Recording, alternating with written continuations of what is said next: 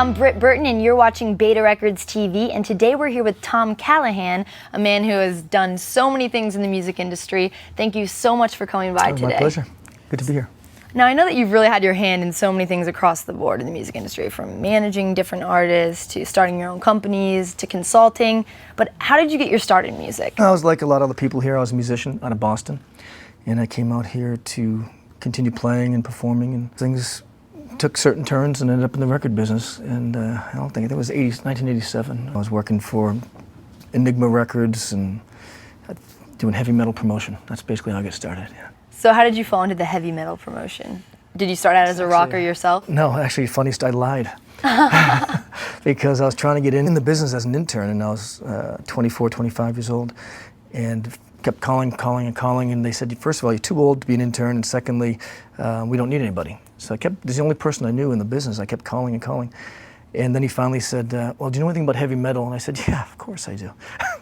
Why wouldn't I? No, I had long hair and a biker jacket. That was about as much heavy metal as I knew. Research. So, well, the first day I went in there, the head of the company, he gave me 5 albums. Back then it was albums, of course, and some paperwork, and said, here are a bunch of radio stations. Here are the albums. Go home, listen to them, and come back and tell me what you think. And I started doing college radio promotion, and fortunately for me, I did well. I went from Enigma Records to IRS Records with Miles Copeland, who was fantastic, and then to Virgin Records.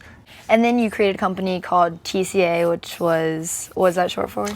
That's just my name. Yeah, Tom Callahan and Associates, because I had people working for me back then. So what I did is I started my business to do independent radio promotion, which would bring my income in, and but allow me to be creative and do other things outside of a corporate structure. And you talk a lot about radio promotion. Can you kind of break that down for us so we understand what doesn't goes really exist into much that? anymore, does it? An independent promotion person is someone that has great relationships with radio stations around the country. And we'd go in there and really hammer the DJs and program directors, music directors to get the record played. And those days don't exist quite like they used to, the fun days.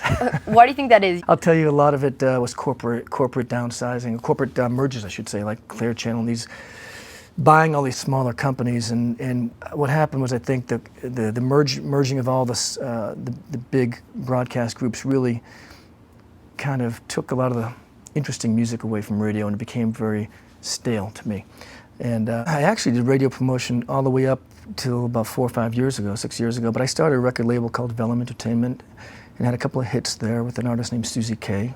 Our first hit was with a duet with Donny Osmond, actually. Really? And My mom would be so pumped. Really? Yeah. We had a lot of fun. We signed some artists, and we did a lot of development deals. And can you explain what a development deal is versus a record deal? Well, in a development deal, we weren't necessarily committing to finishing an album, marketing the album, shooting videos like a typical major record label or major independent record label would do. Mostly a development deal. We'd put them in the studio, do 4 or 5 songs, demo, maybe put a little money into marketing, shooting pictures, doing an EPK maybe, developing the press kit, if you will, and then hopefully passing them off to other labels and taking your little piece. Yeah. Things like that. How did you find this talent to begin with? You have attorneys, you have other managers that are friends, you have other artists that are friends, and there's always someone saying, oh, have you heard this person, have you heard that person? And of course, if you have a little bit of reputation, someone's always sending you demos, and you have to be very discerning of who you accept and who you take. And there's a lot of music I'd listen to, like, oh, I love this stuff. But then my head takes over and says, I can't do it.